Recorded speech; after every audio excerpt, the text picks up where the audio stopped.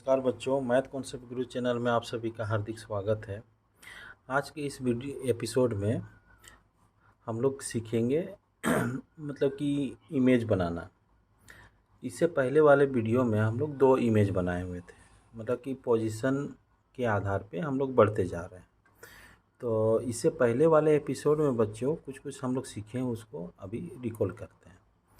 पहला क्या था कि हमको image formation bye spherical mirror सीखना है। तो image formation bye spherical mirror सीखने से पहले हमको स्फेरिकल मिरर जो है वो 2 तरह का होता है, वो जानते हैं हम लोग, कॉनकेव मिरर और कॉन्वेक्स मिरर। कॉनकेव मिरर में हम लोग पिछले एपिसोड में हम लोग देखें कि ऑब्जेक्ट का पोजीशन मेरा कहाँ कहाँ पे होगा। तो पहला हेडिंग हम लोग दिए थे image formation by concave mirror. अब image formation by concave mirror को सीखने से पहले हमको क्या सीखना होगा, उसका ऑब्जेक्ट का पोजीशन कहाँ कहाँ पे हो सकता है। तो बच्चों हम लोग क्या किए थे इसके पहले वाले एपिसोड में, जो बच्चे नहीं देखे हैं वो एक बार जाके वो वीडियो ज़रूर देखें। तो उसमें क्या था कि एक हम मिरर बनाए, और क्या मिरर बनाए, कॉनकेव मिरर बनाए। उसके बाद क्या किए कि हम इन्फिनिटी से लाते जा रहे थे ऑब्जेक्ट। सबसे पहले इन्फिनिटी में रखे थे, उसके बाद क्या फिर आगे बढ़ें तो सेंटर ऑफ कर्वेचर जो मेरा ये है, जिसको वक्रता केंद्र बोला जाता है हिंदी में, और इन्फिनिटी के बीच में रखें दूसरा पोजीशन में। तीसरा पोजीशन में कहाँ रखें, सेंटर ऑफ कर्वेचर में रखें। फिर चौथा पोजीशन कहाँ रखें, सेंटर ऑफ कर्वेचर और फोकस के बीच में रखें। फिर चौथा ये हो गया पहला पोजीशन, ये हो गया दूसरा, ये हो गया तीसरा ये हो गया चौथा, मतलब कि सेंटर ऑफ कर्वेचर और फोकस से के बीच में रखें। फिर पांचवा में हम लोग किस में रख रहे हैं, फोकस में रख रहे हैं। फिर छठा में पोल और फोकस के बीच में रखें। तो बच्चों आप लोग मन में ठान लीजिएगा कि हमको कैट पोजीशन हमको मिल रहा है कॉनकेव मिरर में इमेज फॉर्मेशन के लिए 6 पोजीशन मिल रहा है। पहला पोजीशन हम लोग क्या सीखे थे, एट इन्फिनिटी, जिसको हिंदी में अनंत पर बोलते हैं। एट मतलब पर होता है, इन्फिनिटी मतलब अनंत, अनंत पर। तो यहाँ पे थोड़ा सा आप लोग नोट्स बनाइएगा। पोजीशन ऑफ ऑब्जेक्ट पहले सीखना है कि कहाँ कहाँ मेरा कॉनकेव मिरर के केस में या अवतल दर्पण के केस में कहाँ कहाँ मेरा ऑब्जेक्ट रखा जा सकता है। तो पहला में एट इन्फिनिटी में रखें, दूसरा में between centre of curvature and infinity के बीच में, ये सेंटर ऑफ कर्वेचर ये है, इन्फिनिटी के बीच में। तीसरा रखें एट सेंटर ऑफ कर्वेचर, मतलब कि सेंटर ऑफ कर्वेचर में रखें। फिर चौथा में किस में रखें, बिटवीन सी एंड एफ में, मतलब सेंटर ऑफ कर्वेचर और फोकस के बीच में रखें। फिर पांचवा में क्या रखें, फोकस में रखें। फिर छठा में पोल और फोकस के बीच में हम लोग रखते हैं। तो हम लोग इससे पहले वाले एपिसोड में हम लोग 2 को देख लिए थे पोजीशन, एट इन्फिनिटी पे और दूसरा सेंटर ऑफ कर्वेचर और इन्फिनिटी के बीच में। इसी को बोला जाता है बच्चों बियॉन्ड सेंटर ऑफ कर्वेचर। दूसरा पोजीशन है बियॉन्ड, मतलब कि इसके सेंटर ऑफ कर्वेचर के बाद में हम लोग ऑब्जेक्ट रख सकते हैं। इसी 6 पोजीशन में आपको क्वेश्चन पूछेगा कि बोलेगा कि draw ray diagram of object image between C and F, या एट एफ, या बिटवीन पी एंड एफ। इस तरह का क्वेश्चन पूछ सकता है। तो सबसे इम्पोर्टेंट, इससे पहले वाले में हम बतलाए हुए कि सबसे इम्पोर्टेंट मेरा क्या होता है। तो सबसे ज़्यादा इम्पोर्टेंट मेरा क्वेश्चन ये रे डायग्राम सी पोजीशन में था, मतलब तीसरा पोजीशन वाला, और लास्ट वाला मतलब कि छठा पोजीशन वाला। तो हम लोग वीडियो में इससे पहले वाले एपिसोड में बच्चों हम लोग 2 बना के देखे थे। एक तो पोजीशन इन्फिनिटी पे रहेगा उस समय, और दूसरा है सी बियॉन्ड सी या इन्फिनिटी और सेंटर ऑफ कर्वेचर के बीच में रहेगा। तो बच्चों अब हम लोग आगे बढ़ते हैं। ये जो तीसरा पोजीशन है, अब हम लोग क्या हो रहा है कि धीरे धीरे हम लोग आगे बढ़ते जा रहे हैं। जैसे इन्फिनिटी में था, इन्फिनिटी से लाएं इन्फिनिटी और सेंटर ऑफ कर्वेचर के बीच में। अब हम लोग सेंटर ऑफ कर्वेचर में सीखते हैं कि कैसे हम मेरा बनेगा। पहले तो हम रे डायग्राम सीखेंगे, उसके बाद हम उसको लिखेंगे किस तरह वो सीखना भी है, फिर उससे कंक्लूजन भी निकालना है। तो पहले हम लोग रे डायग्राम सीख लेते हैं। तो रे डायग्राम के लिए हम लोग अब तीसरा पोजीशन में जाते हैं। तो तीसरा पोजीशन में बच्चों, तीसरा पोजीशन क्या था, एट सेंटर ऑफ कर्वेचर। तो यहाँ पे इस तरह का हम लोग लिख सकते हैं, नोट से बनाते जाइएगा। Eight centre of curvature. अभी हमको सीखना है नोट्स कैसे बनाएंगे, वो भी बाद में बतलाएंगे। और जिन लोगों को पीडीएफ चाहिए तो वो कमेंट में करें कि पीडीएफ में किस तरह का नोट्स मिल जाएगा आप लोग को। तो इसमें सबसे पहले हम क्या बोले थे कि एक स्केल लेना है और एक ये लेना है, इसी से हम इमेज बनाते हैं। तो सबसे पहले मेरा स्टेप नंबर 1 क्या था रे डायग्राम बनाने के लिए। सबसे पहले हम स्केल की सहायता से एक लाइन ड्रॉ करते हैं इस तरह का। अब इस लाइन में एक हम पॉइंट लगा देते हैं सुविधा के अनुसार, पॉइंट लगा दिए यहाँ पे। उसके बाद हम इसको बोले थे कि कॉपी में मेरा अट जाए ऐसा रे डायग्राम बनाना है। तो हम यहाँ पे 4 सेंटीमीटर का ये मेजर कर लिए स्केल से।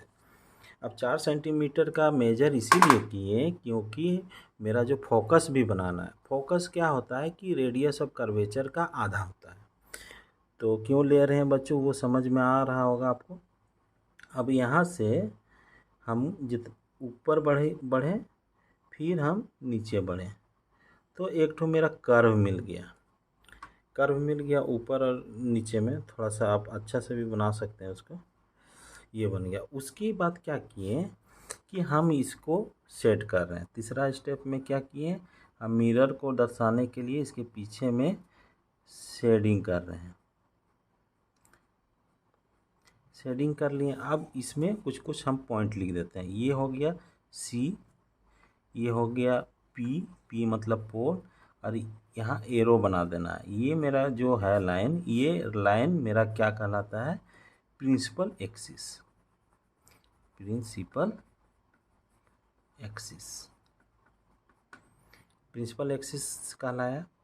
अब फोकस बनाएंगे, तो फोकस हम लोग इससे हम लोग 4 सेंटीमीटर लिए थे। अब इसको हम 2 सेंटीमीटर पे हम ले लिए, 2 सेंटीमीटर में ले लिए। अब यहाँ पे हम एक पॉइंट बना दिए इसमें मेरा एक पॉइंट बन गया। यही मेरा क्या है, फोकस है। फोकस यहाँ से यहाँ तक रेडियस ऑफ कर्वेचर होता है, क्योंकि ये जो कर्व है मेरा, ये कर्व मेरा कांच का स्फीयर से बना हुआ है। तो यहाँ से यहाँ तक का डिस्टेंस r होता है, और जिसको r मतलब radius of curvature, r means radius of curvature कहलाता है, कर्वेचर। तो रेडियस ऑफ कर्वेचर मेरा मिल गया। और जो फोकस है, ये यहाँ से यहाँ तक का डिस्टेंस होता है f बराबर r/2, मतलब कि उसका हाफ लेते हैं, इसीलिए 4 लेके उसको 2 में किए हैं। 2 क्या है, 4 का आधा है। तो मेरा बहुत अच्छा इमेज बनेगा। अब हम लोग क्या किए कि एक बार इन्फिनिटी में रखे थे पहला पोजीशन, दूसरा पोजीशन में बियॉन्ड सी रखे थे, या इन्फिनिटी और सी के बीच में रखे थे। अब हम लोग किस में आएंगे, सी पे रखेंगे। तो एक ऑब्जेक्ट बनाना है बच्चों, एकदम छोटा सा ऑब्जेक्ट, जितना मतलब कि इजी हो जाए, इस तरह का हम ऑब्जेक्ट बना दिए। अब ऑब्जेक्ट से मेरा एक रे ऑफ लाइट निकालना है, 2 रे ऑफ लाइट निकालना है। इसीलिए निकालना है क्योंकि उसी से मेरा एक इमेज का फॉर्मेशन होता है। यहाँ से तो बहुत सारा रे निकल रहा है, लेकिन हमको जनरली कम से कम 2 लाइन ले जिससे हमको इमेज मिल जाए। तो हम लोग क्या करते हैं कि इसमें हम रूल भी सीखे हुए थे कि कैसा रे लेना है। तो क्या सीखे थे कि प्रिंसिपल एक्सिस के पैरेलल में जो रे ऑफ लाइट होता है वो हमेशा फोकस से होके गुजरेगी। तो यहाँ पे हम लोग क्या करेंगे कि इसका हम पैरेलल ले लेंगे। ये जो है यहाँ अंदर में वो प्रिंसिपल एक्सिस है, उसके हम पैरेलल में ले लिए।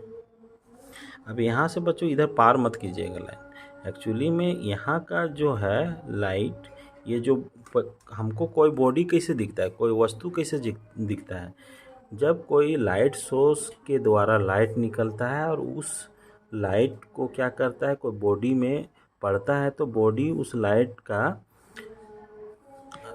को एब्जॉर्ब कर लेता है। और जो कलर का लाइट वो मतलब कि एब्जॉर्ब नहीं करता है उसी को क्या कर देता है, रिफ्लेक्ट कर देता है। तो वही मेरा लाइट रिफ्लेक्ट वाला इस बॉडी में जो पड़ रहा है वही मेरा ये लाइट रे है। अब इतना समझ गए। तो ये जो प्रिंसिपल एक्सिस उसके पैरेलल में है, तो मेरा रूल क्या कहता है कि अगर पैरेलल में लाइट जा रहा है तो वो किससे होके गुजरेगी, फोकस से होके गुजरेगा। तो हम इसको फोकस से होके गुजार दिए रे ऑफ लाइट को। जितना पतला रहेगा उतना अच्छा है। अब हम डायरेक्शन दे दिए इसका कि लाइट ऐसे गया, यहाँ से टकराया, उसके बाद यहाँ रिफ्लेक्ट होके इधर आ गया और फोकस से होते हुए गया मेरा लाइट। अब देखिए दूसरा रे ऑफ लाइट किससे लिए थे, सेंटर ऑफ कर्वेचर से ले रहे थे। और तीसरा में क्या हो थी लिए थे, तीसरा नियम में अगर फोकस से कोई लाइट गुजरता है तो मतलब कि वो पैरेलल हो जाता है प्रिंसिपल एक्सिस से। और चौथा में क्या हो गया कि पोल में अगर लाइट पड़ता है तो उतना ही एंगल ऑफ इंसिडेंस के बराबर एंगल ऑफ रिफ्लेक्शन बनाते हुए वो उतना ही एंगल से वो मुड़ जाता है। तो यहाँ पे बच्चों सेंटर ऑफ कर्वेचर हम लोग ले नहीं सकते हैं। क्यों नहीं ले सकते हैं, क्योंकि हम इसको ये लाइन को कहाँ से हम ड्रॉ करें, तो वो अगर हम ऐसे ड्रॉ करते हैं तो कहीं पे कट नहीं करेगा। तो मेरा दूसरा ऑप्शन बच जाता है कि हमको फोकस से पार करना होगा लाइट। तो यहाँ से ये हेड है, यहाँ से हम फोकस से होके गुजारेंगे लाइट। ये पॉइंट मिल गया मेरा, ये पॉइंट और ये पॉइंट ऐसे मिलाइएगा। अब यहाँ से फोकस से होके, थोड़ा सा अच्छा नहीं बना कट, बहुत आप लोग अच्छा से बनाइएगा तो वो एक्चुअल में मिल जाएगा। अब ये लाइट क्या है कि फोकस से होके मेरा गया। अब क्या करेगा कि जो भी हम लोग रूल नंबर 3 में देखे थे कि जो भी फोकस से होके गुजरेगी लाइट वो प्रिंसिपल एक्सिस के पैरेलल होते हुए जाएगी। वो रूल सीखे थे, दूसरा रूल था। पहला रूल में क्या था कि कोई भी लाइट रे अगर प्रिंसिपल एक्सिस के पैरेलल में जाता है तो वो फोकस से होके गुजरता है।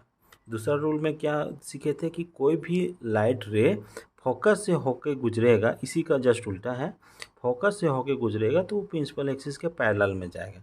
तो यहाँ से टकराने के बाद ये क्या होगा, मतलब कि पैरेलल में आप लोग पैरेलल में होके जाएगा मेरा लाइट।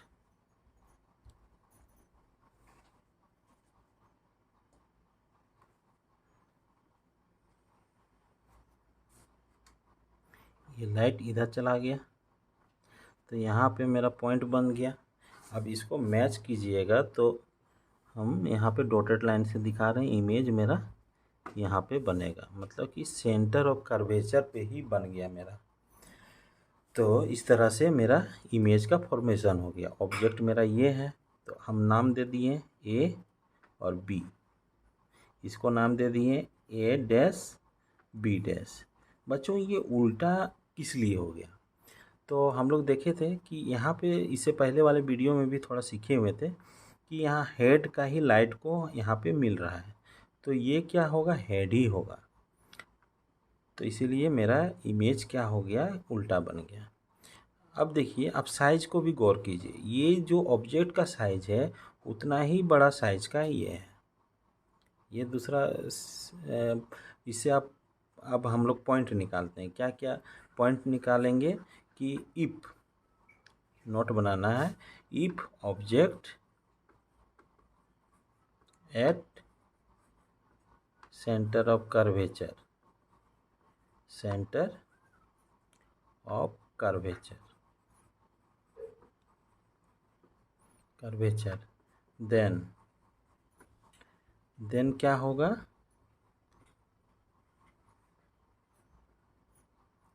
पहला पॉइंट में हम लोग क्या देखेंगे कि पोजीशन ऑफ इमेज कहाँ पे होगा। तो यहाँ पे लिखेंगे position of image is at, पहला पोजीशन ऑफ इमेज देखेंगे, पोजीशन ऑफ इमेज, इमेज लगा के डैश कर देंगे। यहाँ पे क्या लिख देंगे, एट सी, मतलब कहाँ पे इमेज बनेगा, सी में बनेगा। पहला पॉइंट ये निकल गया, इसी को हमको देख के लिखना है। फिर दूसरा में क्या लिखेंगे कि अब size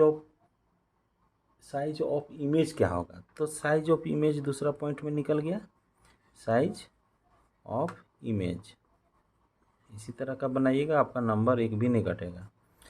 size of image same size